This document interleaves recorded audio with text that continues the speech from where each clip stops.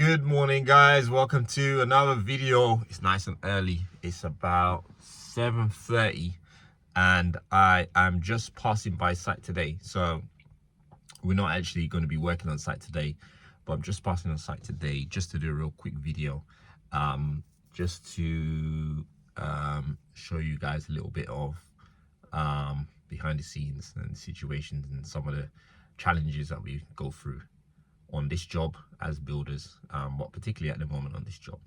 So yesterday, if you saw today's video, make sure you go and watch that if you didn't see it. We were working on the parapet wall at the back of the building. So there's a flat roof on the ground floor, which is sort of an extension to the building, and we've been working on that area. We've been waiting to work on that area, waiting for the scaffold to be removed so we could work on that area because the scaffold was in the way.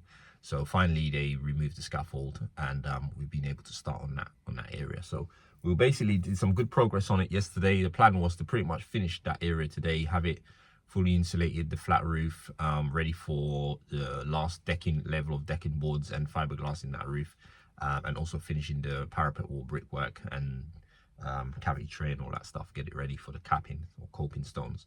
So so we posted yesterday's video, and then the client reached out to me last night and basically said he doesn't want coping stones on the parapet wall, and he wants the last course of bricks, so that's the bricks that's at the top of the parapet wall, to be a soldier course. Okay, so if anybody doesn't know what soldier course is, it's basically when you normally you lay bricks, obviously sort of flat horizontally.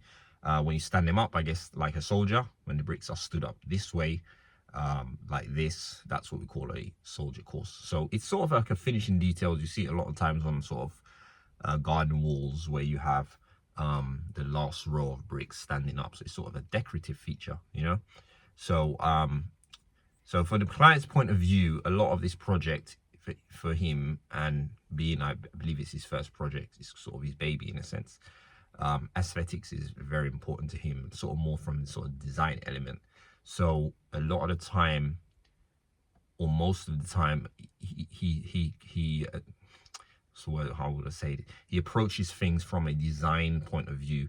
Now, being obviously a builder, I have to balance more of the practicality of the work, as well as conforming, so i.e. conforming with building regs. So sometimes you can have a situation where a client wants a particular design and you're the builder, you try your best to accommodate that design, but you also have to be able to balance accommodating to achieve that what the customer wants, and also for it to comply with regulations, and also for it to be practical as far as you doing the work. Especially if, for us, for instance, we are on a price. We're not paid on a daily basis or anything. That we're on a set price on this job to build the entire house. Okay, a labor cost. The client provides the materials, that's the agreement, and we provide the labor to complete the build. So obviously, the client has the ability to decide how much he wants to spend on materials. He's able to budget if he wants to spend a lot on a particular material, if he wants to cut back on a particular material. Now, us as the doing the labor, we obviously don't want to cut corners, which we never want to do. If any of you guys know us, we're not that type of builder who wants to cut corners to save money.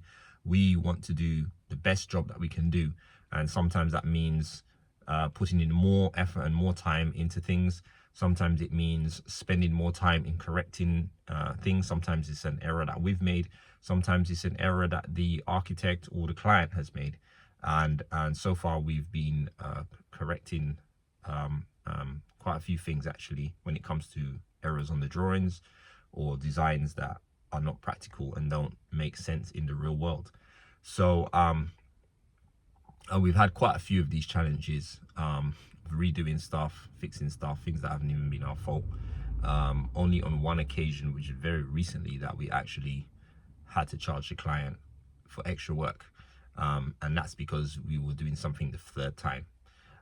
So that's sort of one of the situations we've had. Now we've come to this situation which has become for me quite frustrating.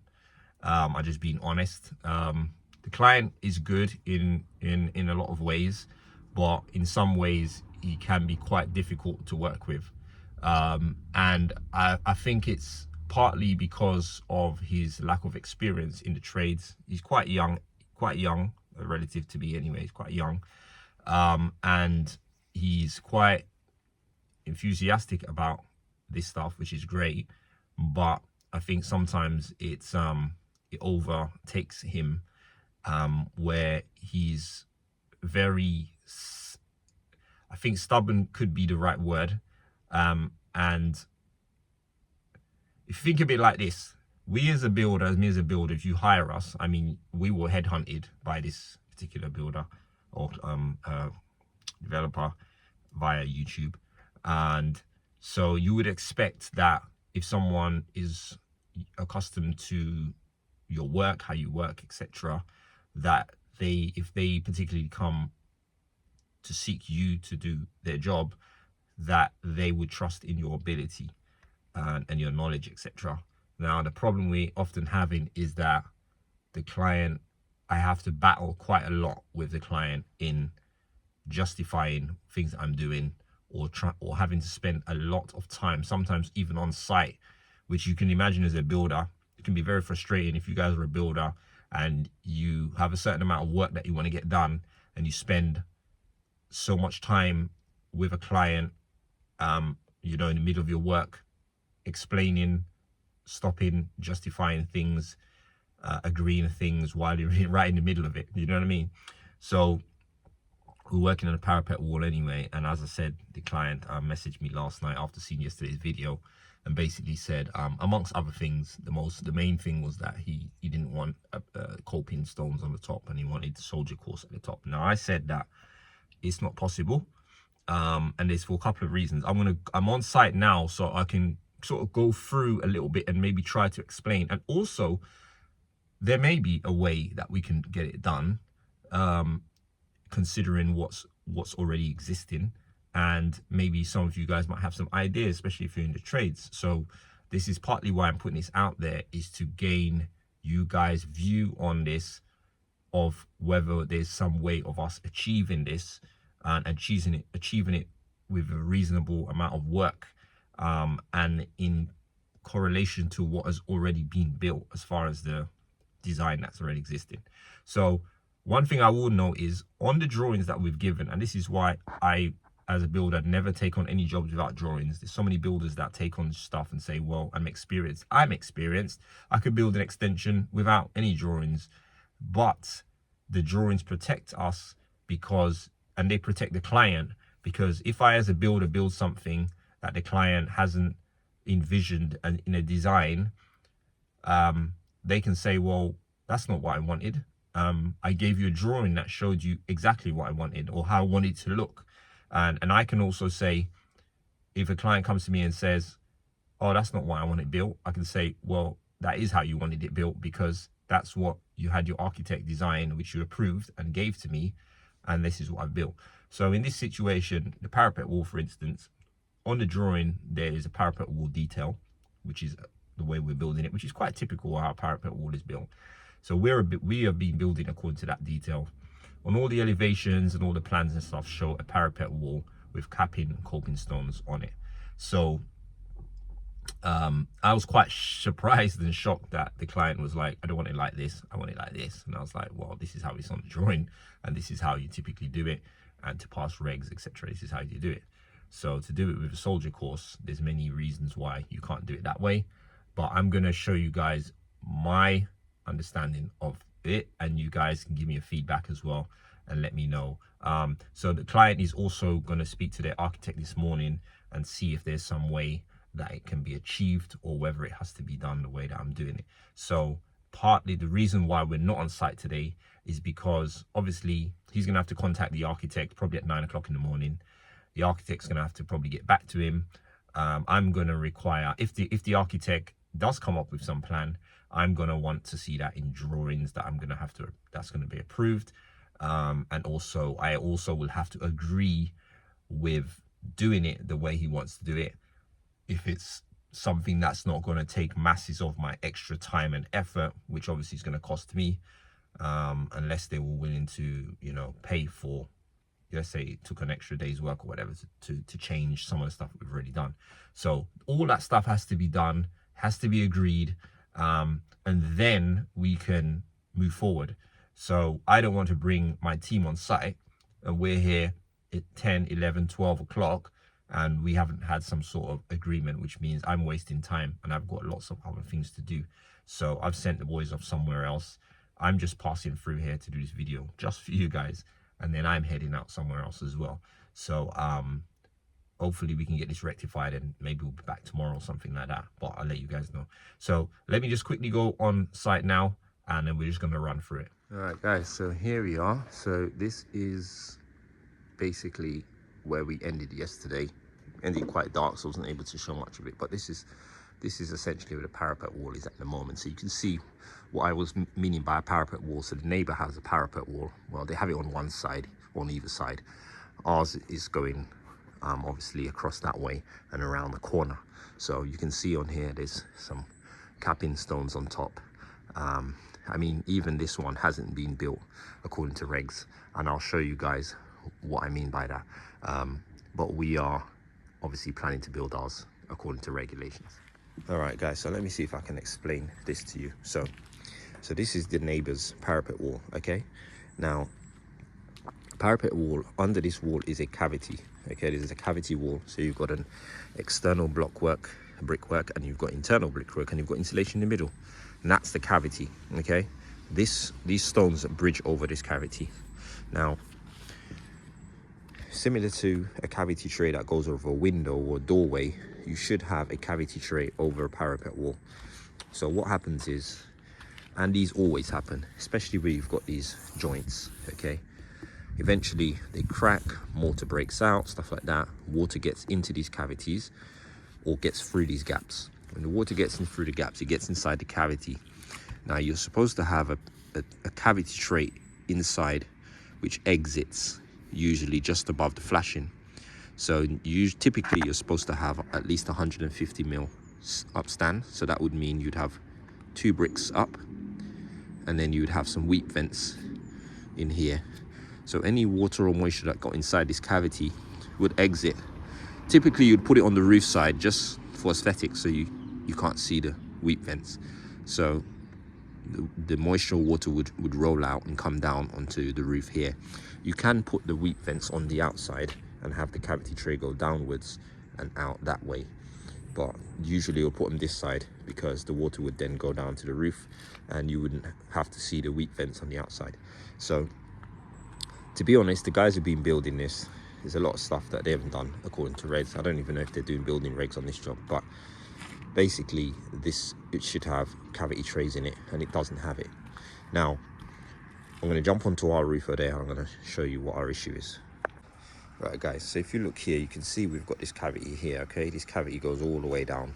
Right now, what we were planning to do now was build some more block work up here, or build another course of block work up on top here, and then obviously we need to build brickwork up here. So we would have a cavity tray on this brick coming down onto this roof here, and that would allow any moisture to get through. Now the client is saying he doesn't want coping stones over this, which is what we'd have to put. We'd have to put just some big stones like that on the top here to cap it off, which is what you've got on the design, okay, on the drawings. Now he wants a soldier course. I'm trying to see if I can show you guys what that looks like. All right guys, so there we go. So this is what a soldier course looks like. So if you imagine the top of the wall is finished with a row of bricks like this, okay, this is what it would look like. You'd lay a row of bricks. Now that's not a problem as far as doing it, but the problem is if you're going to have a soldier course, you would only have the outside. How do you tie the inside to this and close that cavity? So you might say, well, you can close the cavity lower down. So for instance, have the block here, and then have a cavity tray come down onto here, and then have the soldiers on that side like that. Okay, now if you had, imagine you had a cavity tray going up here onto a block, which would be on the inside, and have the DPC coming down here, you have a massive cavity gap. Okay, this gap has to be closed off, right? It needs to be closed off, and it needs to be closed off according to the way reg says it needs to be closed off. Now, so my understanding at the moment is that coping stones are pretty much a must, or some sort of capping. You have some modern architecture where they use sort of aluminium cappings, but you do have to have a capping or coping stones on top of a cavity on a parapet wall. So again, if anybody's got any information that shows some way that this can be achieved without it, I'm definitely willing to hear it. The other issue is when you have the soldier course like this, again, these are all mortar joints. None of this is protected from moisture getting down into the wall, which again is the purpose of the capping, to protect the brickwork. It protects the brickwork from damage from weather, the rain as well, and also having just a row of brick, a single skin row of brick like this on the outside is not very strong. The wind can knock this down. It's just very weak. So structurally, it's an issue as far as it being the finishing edge on this wall. So as I said, I can't see how this is to be done. You might find some older houses with soldier courses, but they tend to be solid wall construction. So they would be like this. There would be a double wall. So underneath you would have had, see if I can show you this and make sense. Let's look at it sideways. So on a non-cavity wall, you have an external course and an internal course, and they sort of butted up together. There's no cavity, so obviously you haven't got to worry about closing a cavity. And then you would have a soldier course. Sometimes you'd have a soldier course like this, which you see a lot on garden walls. So you'd end up having a soldier course sort of like that. That is very common on a single non-cavity solid wall construction, what we call a 9-inch wall. If you was to have it this way, I would imagine you would have to have it somewhere like this and somehow tie these together. I don't know, but typically this would be on a solid wall construction. The moment you add a cavity into that, this is where you come with an issue of covering this cavity. And if you want to cover the cavity without having anything showing on the top here, how do you close this cavity off? So this is the dilemma, guys, that we have, and this is what we need sorted out before we can move forward, because we don't want to waste any time. We've wasted too much time on this job with the customer just changing his mind about stuff and getting new ideas and trying to, you know, just, I mean, even up here, we had to end up just agreeing with the roof up there. He wanted a hidden gutter, he wanted this sort of fancy stuff built, and he wanted us to build it for him, which we refused to do because it's too much work. Also, I didn't want to take any liability for anything leaking without us having actual detailed drawings on how he wanted this hidden gutter system to be. He didn't want to see any fascia boards or gutters, anything like that. Bear in mind, on the drawings we had, again, the detail shows a normal roof guttering. So and this is just maybe a tip for any other builders or young builders and stuff like that. It's very important that when you take on work, that you take on work with drawings. Anybody that ever comes to me and asks me, they contact me for work, and first thing I ask them if they've got any drawings. If they don't, I just tell them, go and get some drawings and then come back to me. And trust me, it's the best way to do it. Get the customer to invest. A lot of time customers don't want to invest in some things that are really important that they feel is a waste of money. It's a false economy. Another example, I'll give you an example on this job, is we have this whole drain problem where we have no soil drainage, and now the customer's gonna have to spend lots of money to get new drains run from the main roads into the house because there's no drains for soil waste. because the architect assumed that the manhole that existed on the house was soil water, which it isn't. It's rainwater. Now, if they had just done a CCTV survey and paid for a CCTV survey in the early days of planning, they would have avoided a lot of issues and a lot of costs. But again, people don't see certain values in certain things. In the end, we still had to get a CCTV survey when we actually came up to the point of finding out that the architect got it wrong. And now it's costing, you know, of maybe at least 10 grand to sort it out. So, you know, even if this is your own projects, pay for architects, structural engineers, certain surveys. They're very important, and they're not money down the drain. Sometimes pay for a project manager to run your job. It might save you a situation like the cowboy build job, for instance. If you had a project manager, you probably not ended up having those situations and spending all that money. So it's really important to spend money sometimes in places that you might not actually see, or you may not see value in it, but it's very, very important.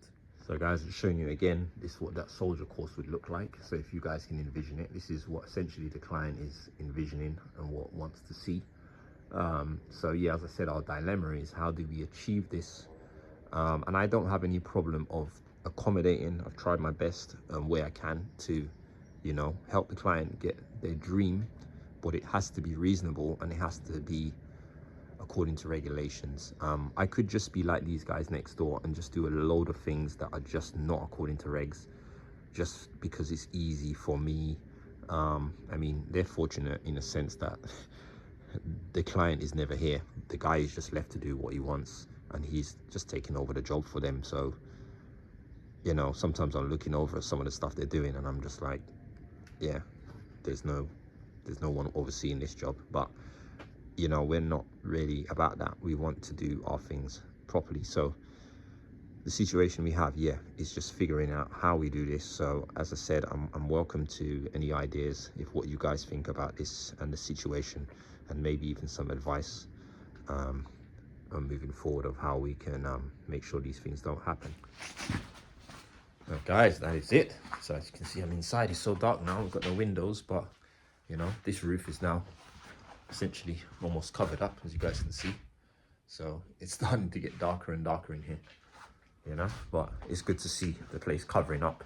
No more water can get in the downstairs soon once we get this sort of finished, which we've been racing against the weather, and then you get delays like this and it sort of really kind of knocks you back a bit because you're doing your best and fighting against the weather and fighting against the elements to try and get the building closed up, and then you get delays like this, which in my opinion are really just unnecessary. But here we go. But guys, I am off, so I shall see you on the next video. Maybe the next video I'll be giving you guys an update and letting you know what this final solution is, and hopefully I can get some good feedback from you guys as well. So until the next video guys, I'll see you soon. Take care. Thanks for watching.